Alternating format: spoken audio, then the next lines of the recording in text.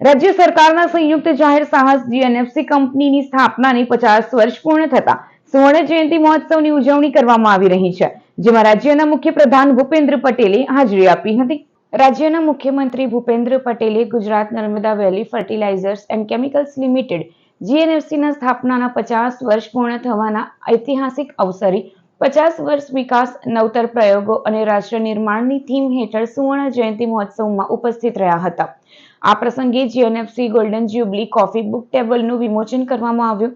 જીએનએફસીની પર્યાવરણીય પ્રતિબદ્ધતા સમાન 22,000 ચોરસ મીટરમાં ફેલાયેલું અને 92 અલગ અલગ પ્રજાતિના 1,01,972 જેટલા વૃક્ષોનું મિયાવાકી વનનું સીએમ ભૂપેન્દ્ર પટેલના હસ્તે લોકાર્પણ કરવામાં આવ્યું. આ સાથે જ વિદ્યાર્થીઓના બૌદ્ધિક વિકાસ માટે અપગ્રેડ કરાયેલા અત્યાધુનિક નર્મદા નગર કોમ્યુનિટી સાયન્સ સેન્ટર સાથોસાથ સ્પેસ સાયન્સમાં રસ ધરાવતા વિદ્યાર્થીઓ માટે અદ્યતન ટેલિસ્કોપ અને વિદ્યાર્થીઓના સંદર્ભ અને સંશોધન માટે પુસ્તકોનો વિશાળ સંગ્રહ ધરાવતી આધુનિક લાઇબ્રેરીનું પણ લોકાર્પણ કરવામાં આવ્યું. આ પ્રસંગે રાજ્યના જળસંપત્તિ મંત્રી ઈશ્વરસિંહ પટેલ, ભરૂચના સાંસદ મનસુખ વસાવા, ધારાસભ્ય રમેશ મિસ્ત્રી, અરુણસિંહ રાણા, ડીકે સ્વામી, રીતેશ વસાવા, જિલ્લા પંચાયતના પ્રમુખ ડિમ્પલબેન રાજ, જીએનએફસીના ચેરમેન એમ.કે. દાસ, મેનેજિંગ ડિરેક્ટર રાજકુમાર બેનીવાલ, કલેક્ટર નવનાથ ઘવાણી સહિત જીએનએફસીના અધિકારીઓ અને કર્મચારીઓ ઉપસ્થિત રહ્યા હતા. આ પ્રસંગે રાજ્યના મુખ્યપ્રધાન ભૂપેન્દ્ર પટેલે જણાવ્યું હતું કે જીએનએફસીની 5 દાયકાની સફર આત્મનિર્ભર ભારતમાં આપેલા યોગદાનની સાક્ષી છે. કંપની દ્વારા ફર્ટિલાઇઝર રિવોલ્યુશન લાવવામાં સફળતા મેળવી છે. જીએનએફસીના નીમ પ્રોજેક્ટની આંતરરાષ્ટ્રીય કક્ષાએ નોંધ લેવાઈ છે.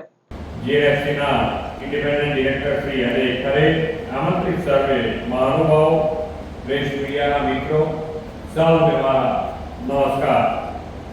જીએનએફસી આજે ફર્ટિલાઇઝર રિવોલ્યુશનની લીડર બની છે. શ્રી મોદી સાહેબે દેશનું નેતૃત્વ સંભાળ્યા બાદ દેશમાં બંધ પડેલા ફર્ટિલાઇઝર કારખાના શરૂ કરાવ્યા. દેશના ખેડૂતોને સમયસર અને પૂરતું ખાતર મળી રહે તે માટે ટેકનોલોજીનો સમન્વય કરાવ્યો છે અને ફર્ટિલાઇઝર સેક્ટરના વિકાસને તેમણે નવી દિશા આપી છે. ખાતરમાં આત્મનિર્ભરતાના કારણે આજે વૈશ્વિક પરિસ્થિતિમાં પણ ખેડૂતોને ખાતર આપવા આપણે સક્ષમ છીએ.